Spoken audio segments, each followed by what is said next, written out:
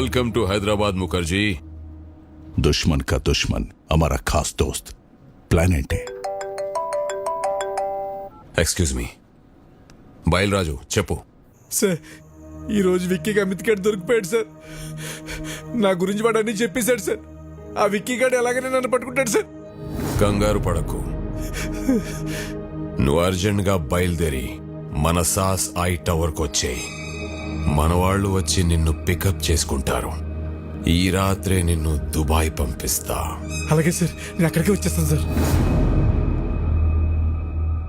ఎరా దొరికింద్రా, సొరచాప ఎక్కడున్న వస్తుంది. What's the plan?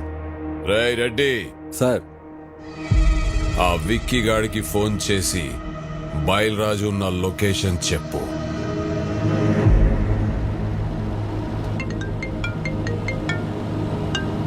హలో, మీరు వెతుకుతున్న బయలురాజు నానక్రామ్గూడలోని సాస్ బిల్డింగ్ లో దాక్కున్నాడు. జీకే మనుషులు అతను చంపడానికి ప్రయత్నిస్తున్నారు. మీరు వెంటనే వెళ్ళి రక్షించుకోండి సార్. మీరెవరు? నేను రాజారాం గారు శ్రేయభిలాష్ అండి.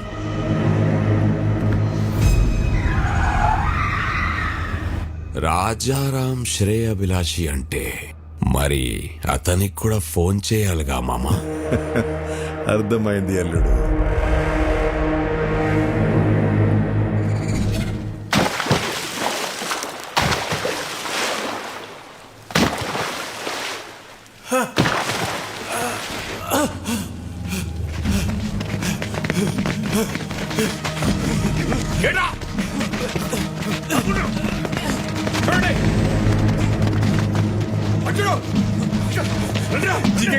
మన వాళ్ళు నన్ను చంపడానికి ట్రై చేస్తారు. నన్ను ఎందుకు కొడుతున్నారు?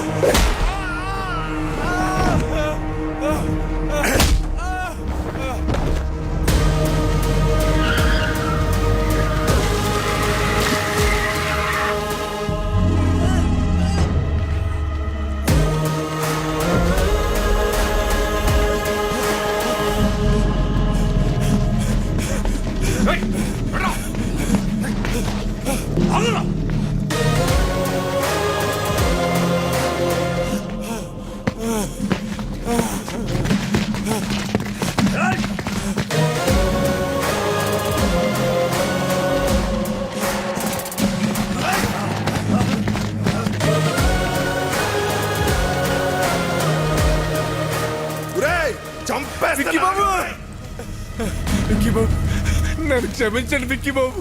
నేను డబ్బు గుర్తుపడి పని చేశాను. నన్ను ఎలాగైనా సరే ప్రాణాలతో కోర్టుకు తీసుకెళ్ళండి. నేను ఎప్పుడు మారిపోతాను. ఆ జీకే గురించి మొత్తం నిజం చెప్పేస్తాను. దయచేసి నన్ను కాపాడండి బాబు.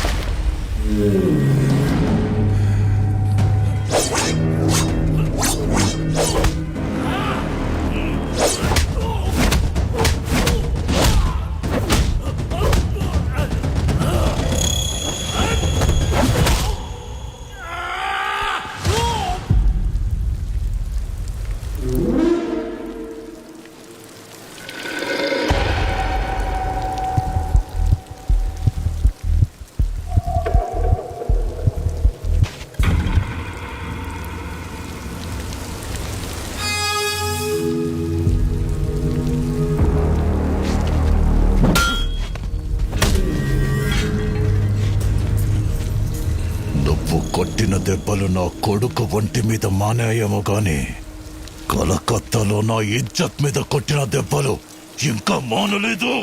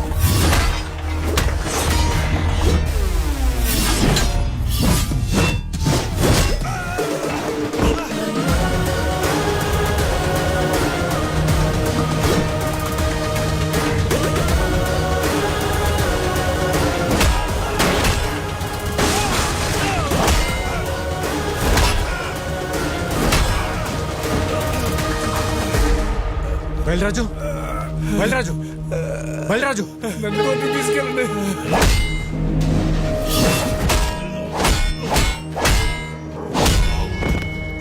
విక్కీ భాయ్ చూడదా మేరా పాపకు లైఫ్ లో మళ్ళీ నీకు కనిపించవు ప్లీజ్. వికీ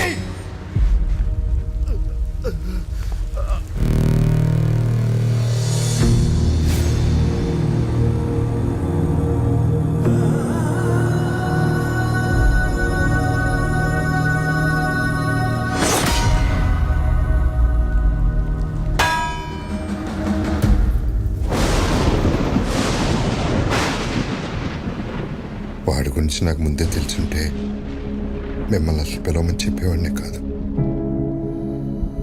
నిజం తెలిసాక కూడా భైరవిని వాడికి ఇచ్చి పెళ్లి చేయటం మోసం అవుతుంది. అది నాకు కరెక్ట్ అనిపించట్లేదు.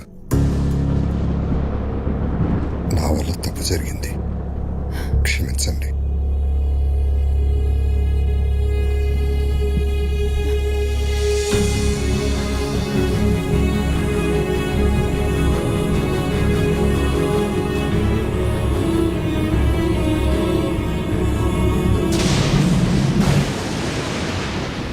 పోర్ట్ ఏరియాలో నా కాంట్రాక్ట్స్, నా బలగం, 100 కోట్ల ఆదాయాన్ని సొంతం చేసుకొని ఎక్కడికొచ్చి డ్రామాలు ఆడుతున్నావా?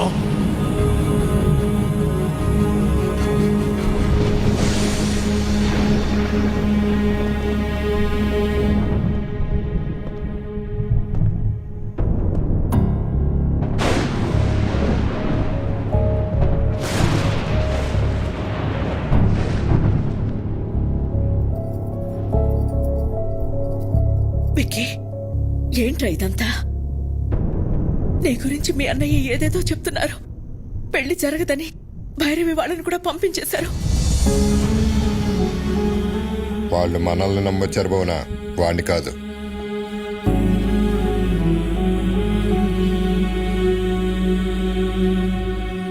ఏంట్రా ఇదే? మేము చూస్తున్న విక్కీ నిజమా? ఆయన చెప్తున్న విక్కీ నిజమా? రెండు నిజమే వదిన, రెండు నేనే. అన్నయ్య చెప్పినట్టు నేను మారకపోవటం నిజం, భైరవ్ని ప్రేమించడం నిజం, అలాగే మీరందరూ కావాలనుకోవటం, హ్యాపీగా ఉండాలనుకోవటం కూడా నిజం. అంటే నా కళ్ళతో నేను చూసింది అబద్ధమా? కాదన్నయ్య, నీకు నాకు తేడా ఏంటో తెలుసా? చిన్నప్పుడు ప్రపంచాన్ని నాకు నీ కళ్ళతో చూపించాలనుకున్నావు, నేను నా కళ్ళతో చూద్దాం అనుకున్నాను. గొంతెత్తితే తలెత్తాను, చేయితే కాలెత్తాను, దాడికి దాడి, మోసానికి మోసం చేశాను. చేసిన తప్పు సమర్థించుకుంటున్నావా? నేను చేసిన తప్పే కాదంటున్నాను. నేను చేసింది చెప్తే మీరు బాధపడతారని నేను అబద్ధం చెప్పాను. మీ ప్రాబ్లం నాకు తెలిస్తే నేను బాధపడతానని అందరి చేత నువ్వు అబద్ధం చెప్పించావు.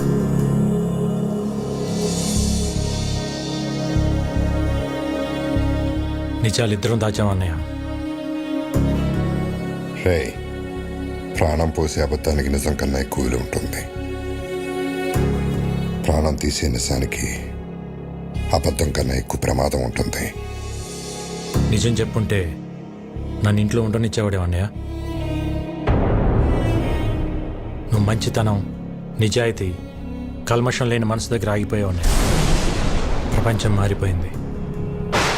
ఒకప్పుడు తల దించినోడికి మర్యాద, ఇప్పుడు చెయ్యి ఎత్తినోడికే మర్యాద. ఒకప్పుడు తప్పుని ప్రూవ్ చేయటానికి సాక్ష్యాలు కావాలి, ఇప్పుడు నిజాన్ని నిజమని ప్రూవ్ చేయటానికి సాక్ష్యాలు కావాలి. మారాలన్నయ్య, ప్రపంచంతో పాటు మనం మారాలి. మారకపోతే చంపేస్తావా? ఈ ఇంటికి కొన్ని ఆదర్శాలున్నాయి, ఈ కుటుంబానికి కొన్ని విలువలున్నాయి. అవి లేని వాడికి ఇంట్లో ఉండే అర్హత లేదు. పొరబెట్టి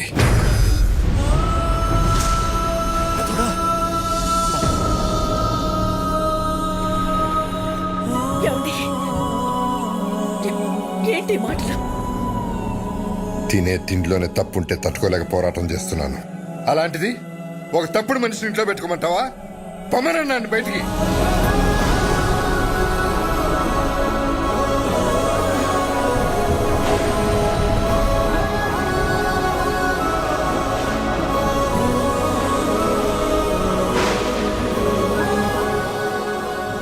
నేను ఎందుకు వెళ్ళాలి? నేను వెళ్ళని చెప్పండి.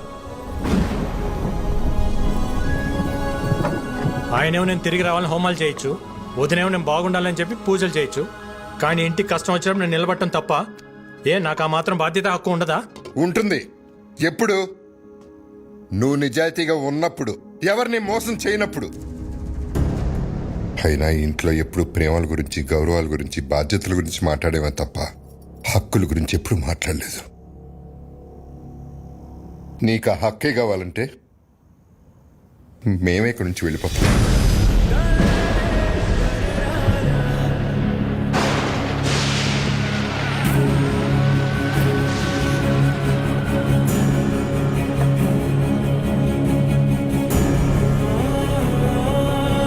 ఏమండి? ఆపండి. వెక్కి, వెక్కి, ఆగు వెక్కి.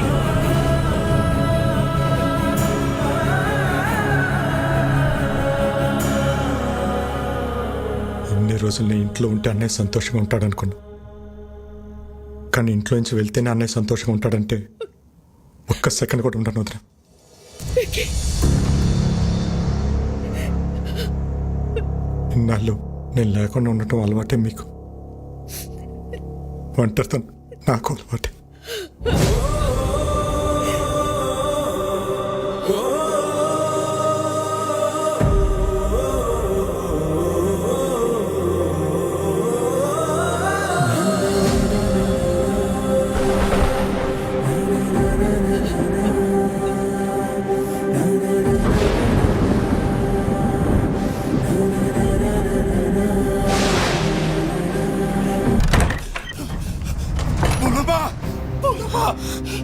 మావయ్య, సరిపోయింది. ఏమైంది? పిల్లలకు బాగాలేదు, ఏరియా హాస్పిటల్ మార్చాలని పొద్దున్నే ఫోన్ వచ్చింది.